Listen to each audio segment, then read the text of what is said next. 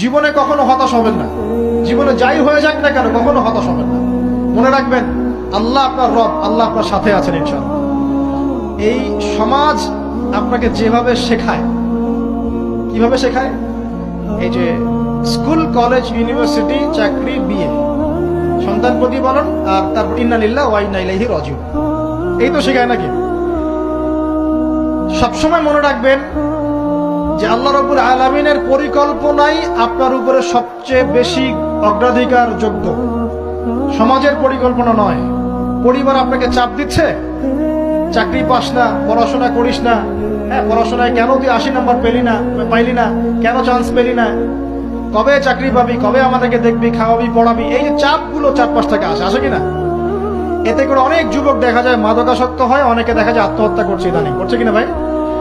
এই শব্দটা থেকে আমি এই পয়েন্টটা আজকে লিখেছিলাম যে ভুলেও আল্লাহর প্রতি বিশ্বাস এবং তাওয়াক্কুল হারাবেন না।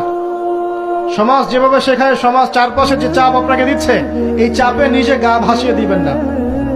আপনি আল্লাহর কাছে দোয়া করবেন, আল্লাহর কাছে পথ চেয়ে নিবেন এবং আল্লাহর প্রতি তাওয়াক্কুল ভরসা করবেন। কখনো আত্মহত্যার পথ বেছে নিবেন।